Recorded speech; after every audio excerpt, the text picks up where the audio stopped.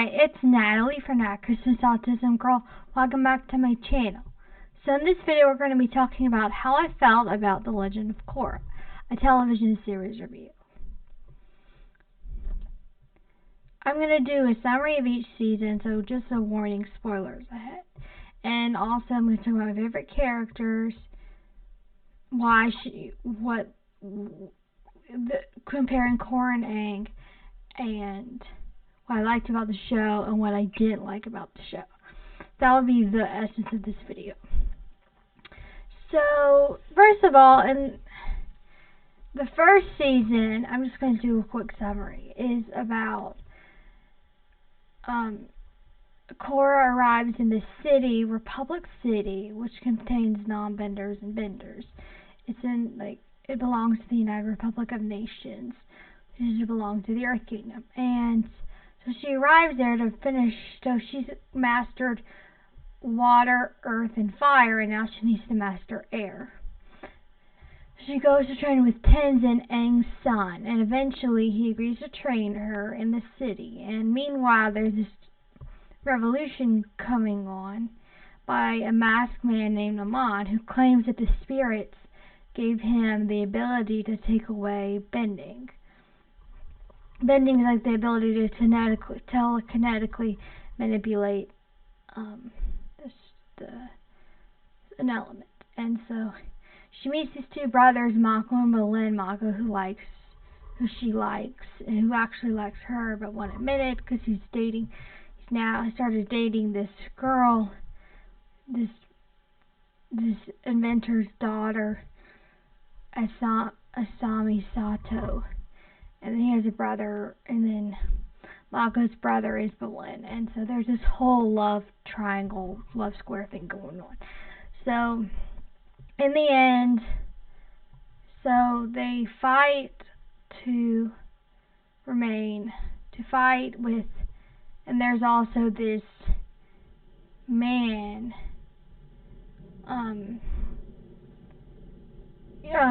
Tarlok, who's a council member of the city, and he's a waterbender, and he's revealed to also be a bloodbender, and he's implied to be Akon's son, a criminal who could bloodbend people without a full moon, which was considered to be impossible. And Aang had taken away his bending, as Korra realized when she finally got in touch with her spiritual self. So then this revolution starts, and Hiroshi Sato, Asami's father, is revealed to be with the Equalist, who is the name of Amon's people. And so they end up fighting, and then Amon's revealed to be a bloodbender, and because he's also Yukon's son, which makes him Tarlok's brother. And so he takes away Korra's bending, and he's exposed as a bloodbender, not as a non-bender who was given this gift by the spirits. So the revolution falls apart. Korra finally gets in touch with Aang, who restores her bending, and she learns to restore bending. And she and Mako get together. And they declare their love for each other. So we're on to season 2. And so then, and this season is called Spirits. And the first season was called Air. Book 1, Air. Book 2, Spirits. So in Book 2, Spirits, we're introduced to Korra's uncle Unalaq, and he wants balance with the spirits and the Southern Water Tribe. But her father doesn't want to do that, and she's supposed to leave on this vacation with Tenzin, but she ends up opting to stay with Unalaq. Ends up finding out that her father was banished and opens the southern portal to the spirit world, but then she finds out that Unalaq was a bad guy who got her father banished, and then she starts a civil war, and then she and Mako break up because he's not willing to go behind the president's back. And so she gets attacked by a dark spirit, loses her memory, then gets in touch with the first Avatar, who, there's this guy, Varric, who's trying to get support for the South. He's from the Southern Water Tribe. and he turns out to have framed Mako to get him arrested, to get attention away from him. And so basically then she goes back and meets up with Tenzin after turning her back on him as her mentor. And so once she realizes, she finds out that Unalaq wants to release this evil spirit Vatu, and so he wants her to open the northern portal. And so they find out that when the northern and southern portal are open during harmonic convergence, which is basically where all the planets line up, Vatu will break out of this tree that the first Avatar locked him in, put him in, and then he will join with Unalaq and become a Dark Avatar. So yeah, that was fun. Anyway, yeah, so they decide they're going to try to close the portal, and then Mako starts hitting a sign, but then he won't admit to Korra that they broke it. It's a mess. But anyway, so they end up going with Tenzin's siblings, Bumi and Kaya, as well, who reveal to him that Aang, their dad, ended up like neglecting them as kids because he was so focused on Tenzin. So basically, so they end up failing, and so it's also revealed that the Avatar state is more than just all the avatars. It's also connected to this light spirit called Rava. And so Vatu and Unalaq succeed, and they sever Korra's connection to her past lives by seemingly destroying Rava. And so she believes she's going to be the last Avatar. And so once she loses Rava, she gets connected to the Tree of Time, where she unleashes the cosmic energy of the universe, where she defeats Unavatu and saves the day. And then Rava connects with her, and she leaves both the northern and the southern portal open, which is because she believes that Wan made a mistake. Avatar Wan, the first Avatar. And then we're brought to season 3, and random people are receiving the ability to airbend. And so, yeah, that's fun. And so, one of them turns out to be this criminal, Zahir, who's part of this order called the Red Lotus, who wants to bring the world into chaos by destroying the world's leaders and destroying the Avatar. Because he believes chaos is the natural order of things, which you find out later. But, so Zahir escapes, he ends up going off, and so at the end of the season, Korra and Mako break up. And so Team Avatar leaves to go find all the airbenders. Meanwhile, Zahir assembles his team together. And so they are, that's interesting. So they end up going to Ba Sing Se, where it's revealed where Mako and Bolin meet long lost family, and then they end up, the Earth Queen has been kidnapping airbenders, including a thief named Kai, and in the group we also have Tenzin's daughter, Nora. And so they rescue the airbenders, get on the Earth Queen's wanted list, and then they go to Zafu, a metal vending city, ruled by Toph's daughter, Suen, and Lin has come to warn Korra, about the Red Lotus, so she comes along, and so they end up going there to the city where Suen's in charge, and she has 5 children. One of them will become important later, and so she ends up one of her daughters, because they go there because one of her daughters, Opal, is an airbender who ends up liking Bolin, and so then they go to they plan on reuniting with Tenzin to send Opal off, and then Lynn and Sue, after like 30 years, end up reconciling. And then so the Red Lotus comes in and kidnaps Korra, and they're revealed to be held by the truth teller of the city, who has a traitor. And they go after him and meet Zahir. And so he ends up going to the new Air Nation, where Jinora wants to get her airbending tattoo because she believes she's a master, and she has this guy she likes, Kai, who they met along the way.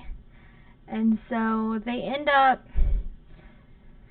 So Zahir ends up kidnapping the airbenders and uses them as leverage to get to Korra. And after he kills the Earth Queen, and Mako and Bolin are arrested, and they end up delivering this message to Zahir, who has thrown the bossing say in the Earth Kingdom into chaos by killing the Earth Queen. And then they end up so Korra has this epic fight with Zahir, where he ends up kidnapping her in the end, and they save the airbenders, and Bolin discovers he can lava bend. And so they end up fighting. All the Red Lotus members end up dead. And then Zahir learns how to fly because he let go of his earthly attachment to his girlfriend, Pai Li, who's killed. So then he ends up being able to fly, and he takes Korra, and then he poisons her with this metal poisoning. And so they end up, so she goes into the Avatar state and plan on killing the Avatar, ending the Avatar cycle. But they fail because of Jinora and the other airbenders. But Korra's left scarred, and she's in a wheelchair at this point.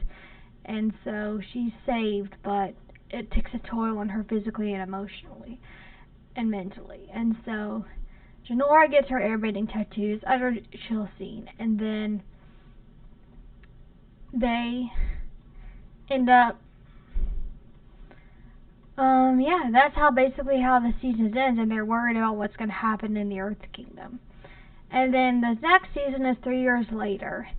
Korra has been healing in the Southern Water Tribe, they believe, for 3 years. The Asami's led a successful business. Bolin, Varric, and a bunch of other people, including Sue's son, Batar Jr., has gone to work for this Kavira lady, who is one of her generals, who has become a dictator in the Earth Kingdom, claiming she wants to reunite and help the Earth Kingdom. And so that happens, and then meanwhile, Bolin and Opal are going through this trouble in their relationship, and so they end up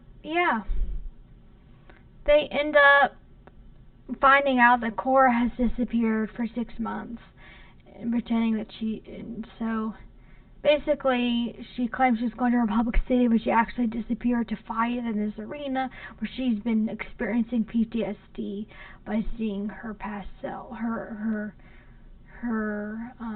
Avatar state self. And so she can't go into the Avatar state, and so she ends up we were brought to this flashback episode which shows how she heals, and in the end she meets an old Toph. And so Toph teaches her to connect to the swamp the way Aang was taught to connect to the swamp.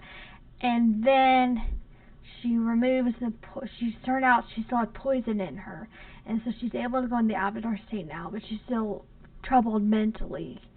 And so Jinora, Tenzin sends his kids after her, and they find her where she's hiding in the swamp from the Avatar season where Toph was. And so they bring her back, and they end up at Zaofu, the Earth Kingdom city where Sue lives. And so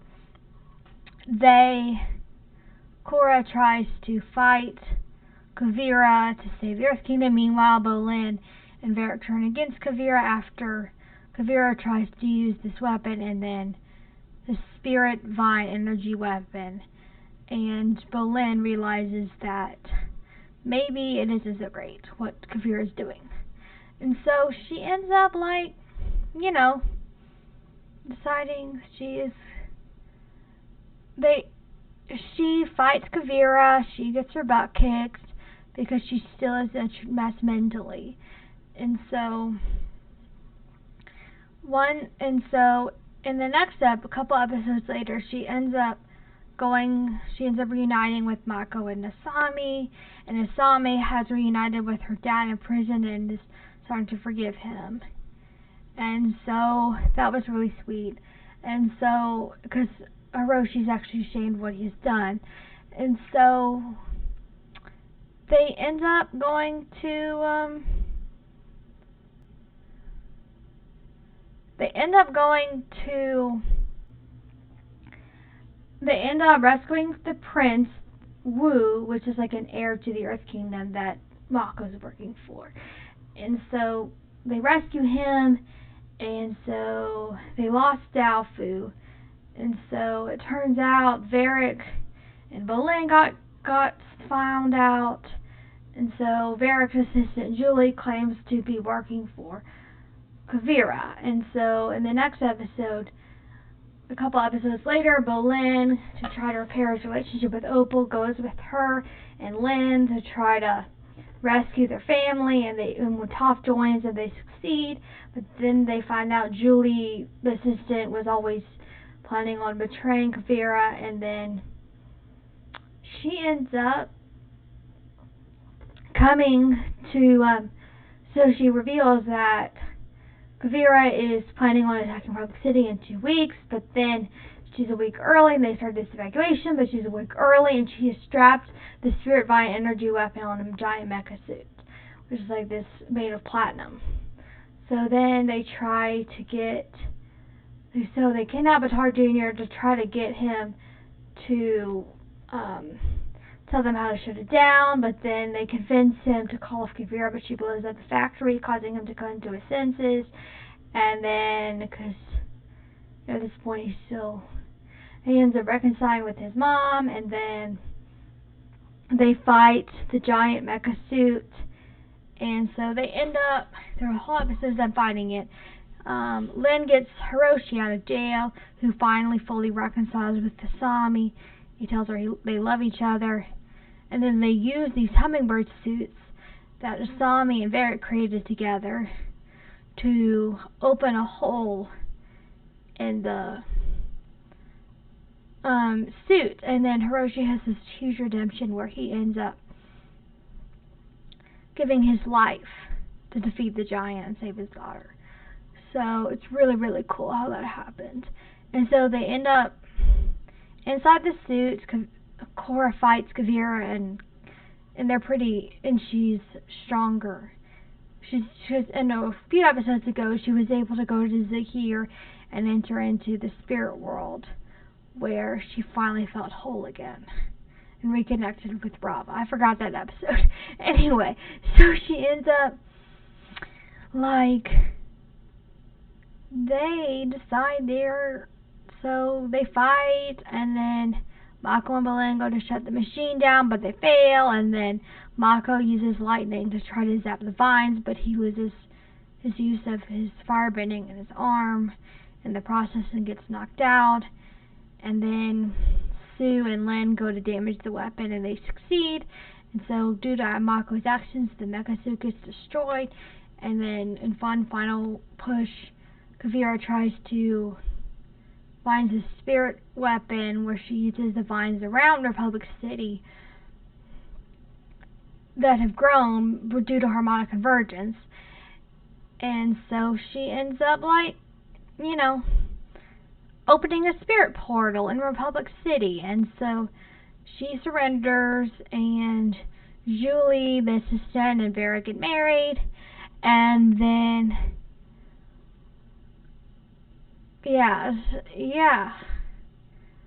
and then Asami and Korra become a couple. So that's the summary of the seasons. So my favorite characters, my top 4 are Asami, because she's like tough as nails and she's awesome. Korra, because I find her relatable, because she's emotional and impulsive but also strong. Mako, because he's just such a cool character, especially in seasons 3 and 4. I really like what they do with him in seasons 3 and 4.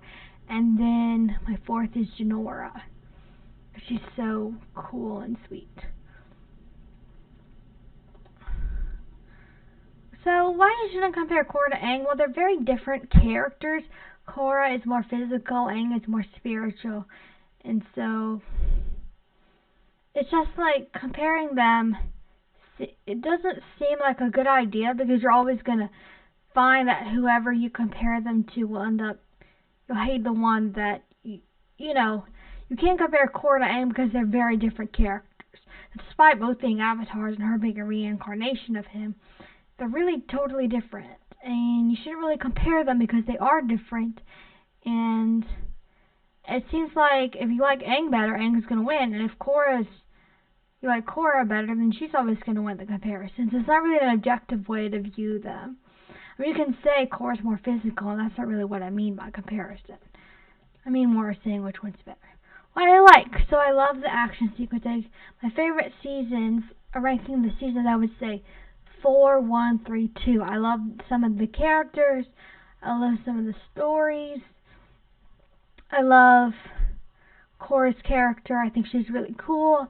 I especially think they do a really good job tackling serious issues like PTSD. They do a really, really good job portraying that on screen.